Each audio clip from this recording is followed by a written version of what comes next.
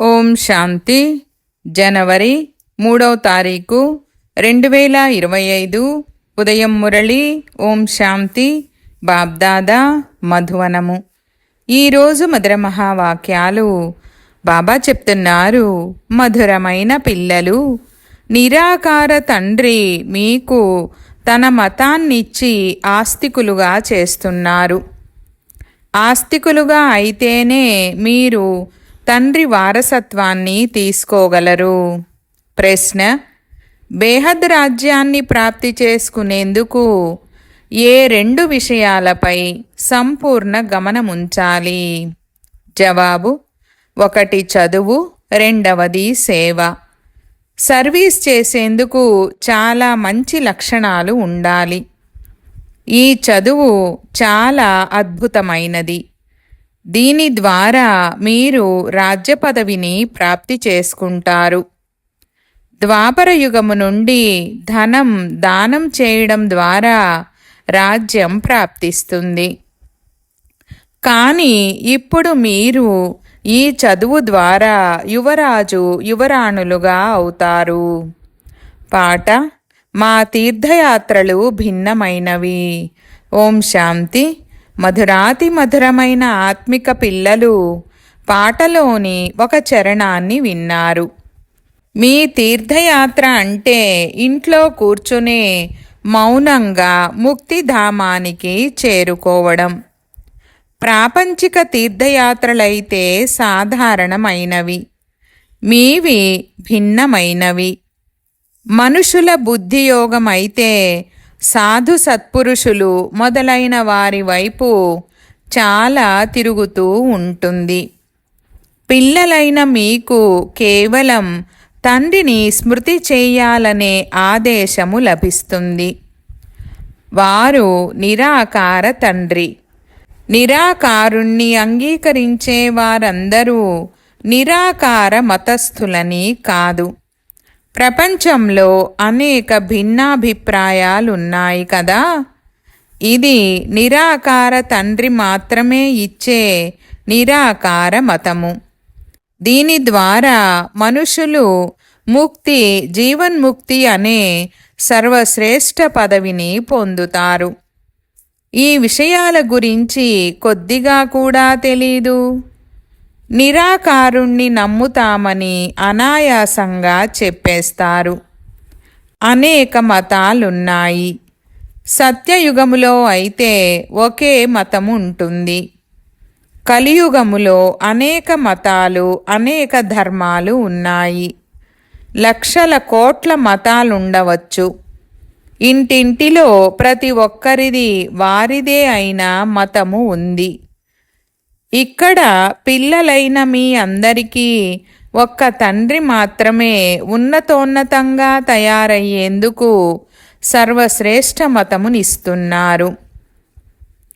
మీ చిత్రాలను చూసి ఇదేమిటి ఇలా తయారు చేశారు, ముఖ్యమైన విషయం ఏమిటి అని చాలామంది అడుగుతారు. ఇది రచయిత రచనల ఆది మధ్యాంత జ్ఞానము. ఈ జ్ఞానము ద్వారా మనము ఆస్తికులుగా అవుతాము. ఆస్తికులుగా అయితే తండ్రి ద్వారా వారసత్వము లభిస్తుంది. నాస్తికులుగా అయినందున వారసత్వము పోగొట్టుకున్నామని చెప్పండి. ఇప్పుడు పిల్లలైన మీ కర్తవ్యమే నాస్తికులను ఆస్తికులుగా చేయడం. ఈ పరిచయము మీకు తండ్రి ద్వారా లభించింది. త్రిమూర్తి చిత్రము చాలా స్పష్టంగా ఉంది. బ్రహ్మ ద్వారా బ్రాహ్మణులుగా తప్పకుండా కావాలి కదా. బ్రాహ్మణుల ద్వారానే ఈ యజ్ఞము నడుస్తుంది. ఇది చాలా పెద్ద యజ్ఞము. మొట్టమొదట శ్రేష్టాతి శ్రేష్టమైన వారు ఒక్క తండ్రే అని అర్థం చేయించవలసి వస్తుంది. ఆత్మలందరూ సోదరులు. అందరూ ఒక్క తండ్రినే స్మృతి చేస్తారు. వారిని తండ్రి అని అంటారు.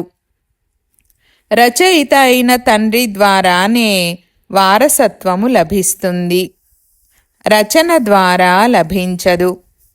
అందుకే అందరూ ఈశ్వరుణ్ణి స్మృతి చేస్తారు. ఇప్పుడు తండ్రి స్వర్గ రచయిత. వారు భారతదేశంలోనే వస్తారు. వచ్చి ఈ కార్యము చేస్తారు. త్రిమూర్తి చిత్రము చాలా మంచి చిత్రము.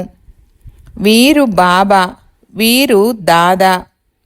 బ్రహ్మ ద్వారా బాబా సూర్యవంశ సామ్రాజ్యాన్ని స్థాపిస్తున్నారు. తండ్రి చెప్తున్నారు, నన్ను స్మృతి చేస్తే మీ వికర్మలు వినాశనం అవుతాయి. ముఖ్యమైన లక్ష్యము స్పష్టంగా ఉంది.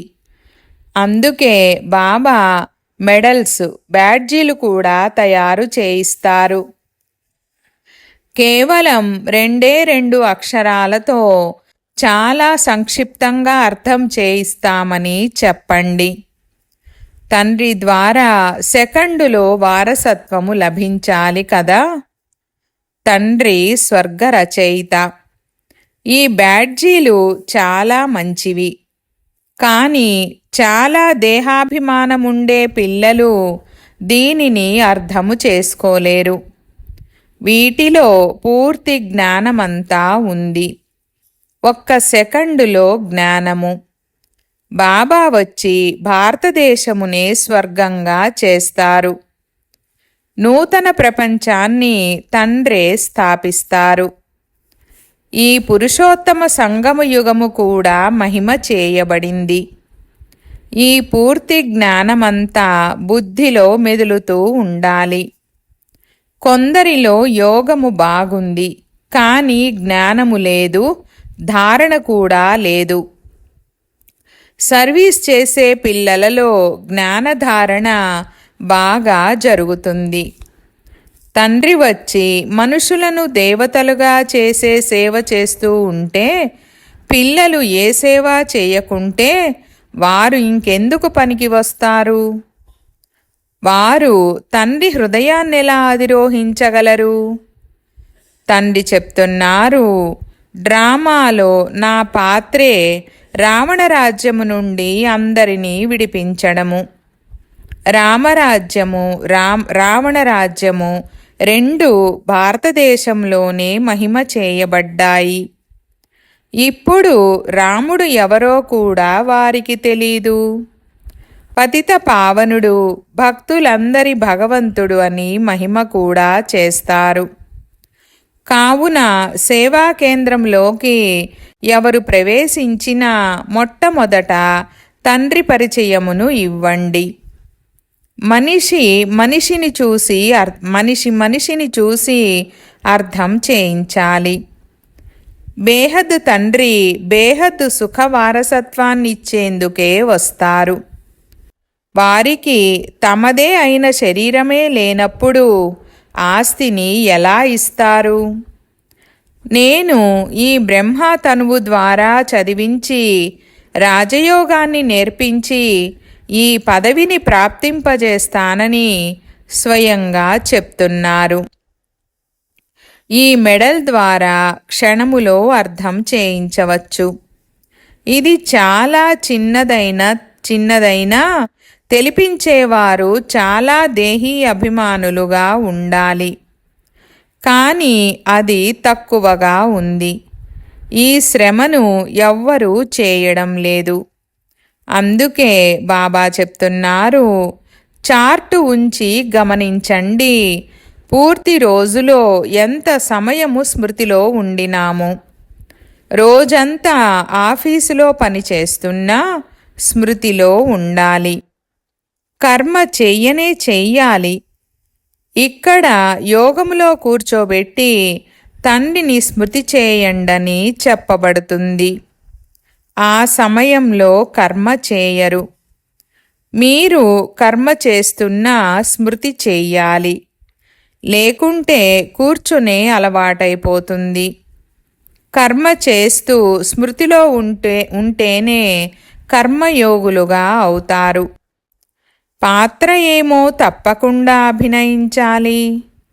ఇందులోనే మాయ విఘ్నాలను వేస్తుంది. సత్యతతో చార్టును కూడా ఎవ్వరూ రాయరు. కొందరు అర్ధగంట, ముక్కాలు గంట స్మృతిలో ఉన్నామని రాస్తారు. అది కూడా ఉదయమే స్మృతిలో కూర్చుంటూ ఉండవచ్చు. భక్తి మార్గంలో కూడా ఉదయమే లేచి కూర్చొని రామమాలను జపిస్తూ ఉంటారు. ఆ సమయంలో అదే స్మృతిలో ఉంటారని కాదు, అప్పుడు కూడా అలా ఉండరు. ఇతర అనేక సంకల్పాలు వస్తూ ఉంటాయి. తీవ్ర భక్తుల బుద్ధి మాత్రము కొంత స్థిరంగా ఉంటుంది. ఇది అజపాజపము, అనగా నిరంతరం స్మరణ చేయాలి. కొత్త విషయము కదా. గీతలో కూడా మన్మనాభవ అనే పదముంది. కానీ కృష్ణుడి పేరు చెప్పి కృష్ణుడినే స్మృతి చేస్తూ ఉంటారు. కొంచెం కూడా అర్థం చేసుకోరు. ఎల్లప్పుడూ మీ జతలో ఈ బ్యాడ్జ్ తప్పకుండా ఉండాలి. తండ్రి బ్రహ్మతనువులో కూర్చొని అర్థం చేయిస్తున్నారు. మాకు ఆ తండ్రిపై ప్రీతి ఉందని చెప్పండి. మనుషులలో ఆత్మజ్ఞానము కానీ పరమాత్మజ్ఞానము కానీ లేదు. బాబా తప్ప ఈ జ్ఞానమును ఇంకెవ్వరూ ఇవ్వలేరు. ఈ త్రిమూర్తి శివుని చిత్రము అన్నింటికంటే ముఖ్యమైనది. తండ్రి మరియు వారసత్వాన్ని స్మృతి చేయాలి. ఈ చక్రమును అర్థం చేసుకోవడం చాలా సులభము. ప్రదర్శనీల ద్వారా ప్రజలు లక్షల మంది తయారవుతూ ఉంటారు కదా. రాజులు కొంతమందే ఉంటారు, కానీ వారి ప్రజలు కోట్ల కొలది ఉంటారు. ప్రజలు అనేక మంది తయారవుతారు, కానీ రాజులుగా చేసేందుకు మీరు పురుషార్థము చెయ్యాలి. ఎవరు ఎక్కువగా సర్వీసు చేస్తారో వారు శ్రేష్టమైన పదవిని పొందుతారు. చాలామంది పిల్లలకు సర్వీసు చేయు అభిరుచి చాలా ఉంటుంది. ఉద్యోగాన్ని వదిలేస్తాము, తినేందుకు ఉండనే ఉంది కదా అని అంటారు. బాబా వారిగా అయ్యాము కనుక శివబాబా పాలననే తీసుకుంటామని అంటారు. కానీ బాబా చెప్తున్నారు, నేను వానప్రస్థములో ప్రవేశించాను కదా. యువ మాతలు ఇంట్లో ఉంటున్న 2 సర్వీసులు చేయాలి. బాబా ప్రతి ఒక్కరి పరిస్థితిని చూసి సలహానిస్తారు. వివాహాలు మొదలైన వాటికి అనుమతి ఇవ్వకుంటే గొడవలైపోతాయి. అందుకే తండ్రి ప్రతి ఒక్కరి లెక్కాచారాన్ని పరిశీలించి సలహానిస్తారు. కుమారులైతే మీరు సేవ చేయవచ్చని చెప్తారు. సర్వీసు చేసి బేహద్దు తండ్రి నుండి వారసత్వాన్ని తీసుకోండి. ఆ తండ్రి ద్వారా మీకు ఏం లభిస్తుంది? దుమ్ము ధూళి లభిస్తాయి. అదంతా మట్టిలో కలిసిపోతుంది. రోజురోజుకు సమయము తగ్గిపోతూ ఉంటుంది. కొంతమంది మా ఆస్తికి పిల్లలు వారసులుగా అవుతారని భావిస్తారు. కానీ బాబా చెప్తున్నారు, ఏమీ దొరకదు. ఆస్తి అంతా బూడిదలో కలిసిపోతుంది. తర్వాతి తరాల వారు తింటారని వారు భావిస్తారు. ధనవంతుని ధనము నశించేందుకు సమయమేమీ పట్టదు. మృత్యువు ఎదురుగా నిలిచే ఉంది. ఎవ్వరూ మీ వారసత్వాన్ని తీసుకోలేరు. పూర్తిగా అర్థం చేయించగలవారు చాలా కొద్దిమంది మాత్రమే ఉన్నారు. ఎక్కువ సర్వీసు చేసేవారే ఉన్నతమైన పదవిని పొందుకుంటారు. కావున వారిపై గౌరవము కూడా ఉంచాలి. వారిని చూసి నేర్చుకోవాలి. 21 జన్మలు గౌరవించాల్సి ఉంటుంది. వారు ఆటోమేటిక్గా ఉన్నతమైన పదవిని పొందుతారు. కనుక గౌరవము కూడా అన్ని స్థానాలలో ఉంచాల్సిందే. ప్రతి ఒక్కరూ స్వయం కూడా అర్థం చేసుకోగలరు.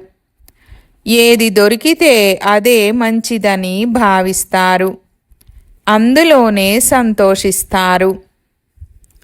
అనంతమైన రాజ్య పదవి కొరకు చదువు మరియు సేవలపై పూర్తి గమనం ఉంచాలి. ఇది అనంతమైన చదువు. ఇక్కడ రాజధాని స్థాపనవుతూ ఉంది కదా. ఈ చదువు ద్వారా మీరు ఇక్కడ చదువుకొని రాకుమారులుగా అవుతారు. ఎవరైనా మనుషులు ధనము దానము చేస్తే రాజుల వద్ద లేక ధనవంతుల వద్ద జన్మిస్తారు. కానీ అది అల్పకాల సుఖము. కావున ఈ చదువు పైన పూర్తి గమనమివ్వాలి. సర్వీసు చేయాలనే చింత ఉండాలి. మనము మన గ్రామాలకు వెళ్ళి సేవ చెయ్యాలి. అనేక మంది కళ్యాణము జరుగుతుంది. సర్వీసు చేయాలనే ఆసక్తి ఇంకా ఎవ్వరిలోనూ లేదని బాబాకు తెలుసు. మంచి లక్షణాలు కూడా ఉండాలి కదా. అంతేగాని డిస్సర్వీస్ చేసి యజ్ఞాన్ని అపకీర్తిపాలు చేసి తమను తాము ఇంకా నష్టపరుచుకోవడం కాదు. బాబా ప్రతి విషయాన్ని బాగా అర్థం చేయిస్తారు. బ్యాడ్జీలు మొదలైన వాటిని చేయించాలని ఎంతగానో తపన ఉంటుంది. కానీ డ్రామానుసారము ఆలస్యమవుతోందని అర్థం చేసుకోబడుతుంది. ఈ లక్ష్మీనారాయణల ట్రాన్స్లేట్ చిత్రము కూడా చాలా బాగుంది. కానీ పిల్లలపై ఈరోజు బృహస్పతి దశ, రేపు మళ్ళీ రాహు దశ కూర్చునేస్తుంది. డ్రామాలో సాక్షిగా ఉండి పాత్రను చూడవలసి వస్తుంది. శ్రేష్ఠ పదవిని పొందేవారు చాలా తక్కువ మంది ఉంటారు. గ్రహచారము తొలగిపోవచ్చు. గ్రహచారము తొలగిపోతే మళ్ళీ జంప్ చేస్తారు. పురుషార్థం చేసి మీ జీవితాన్ని తయారు చేసుకోవాలి. లేకుంటే కల్పకల్పాలకు సర్వనాశనమైపోతుంది. కల్పక్రితము వలె గ్రహచారము వచ్చి కూర్చుందని అర్థం చేసుకుంటారు. శ్రీమతమును అనుసరించకపోతే పదవి కూడా లభించదు. భగవంతుని మతము సర్వశ్రేష్టమైనది. ఈ లక్ష్మీనారాయణల చిత్రమును కూడా మీరు తప్ప ఇంకెవ్వరూ అర్థం చేసుకోలేరు. వారు కేవలం ఈ చిత్రము చాలా బాగా తయారు చేశారని అంటారు. కానీ ఈ చిత్రాన్ని చూస్తూనే మీకు మూలవతనము, సూక్ష్మవతనము మరియు స్థూలవతనాలు, పూర్తి సృష్టి చక్ర జ్ఞానమంతా బుద్ధిలోకి వచ్చేస్తుంది. మీరు నెంబర్ వారు పురుషార్థానుసారము నాలెడ్జ్ఫుల్గా అవుతారు. బాబాకు ఈ చిత్రము చూసి చాలా సంతోషము కలుగుతుంది. విద్యార్థులకు లక్ష్యాన్ని చూసి మేము చదువుకొని ఇలా తయారవుతామని సంతోషము కలగాలి కదా. చదువు ద్వారానే ఉన్నతమైన పదవి లభిస్తుంది. భాగ్యములో ఏది ఉంటే అది లభిస్తుందని కాదు. పురుషార్థము ద్వారానే ప్రాలబ్ధము లభిస్తుంది. పురుషార్థము చేయించే తండ్రి లభించారు. వారి శ్రీమతానుసారము నడుచుకోలేదంటే దుర్గతి కలుగుతుంది. మొట్టమొదట ఎవరికైనా ఈ బ్యాడ్జిపై అర్థం చేయించండి. తరువాత ఎవరైతే అర్హులుగా ఉంటారో వారు వెంటనే మాకు ఈ బ్యాడ్జి ప్రాప్తిస్తుందా అని అడుగుతారు. ఎందుకు లభించదు? తప్పకుండా దొరుకుతుందని చెప్పండి.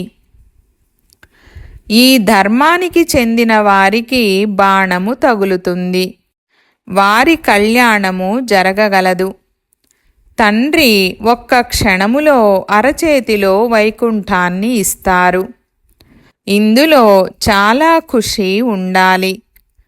మీరు శివుని భక్తులకు ఈ జ్ఞానమునివ్వండి.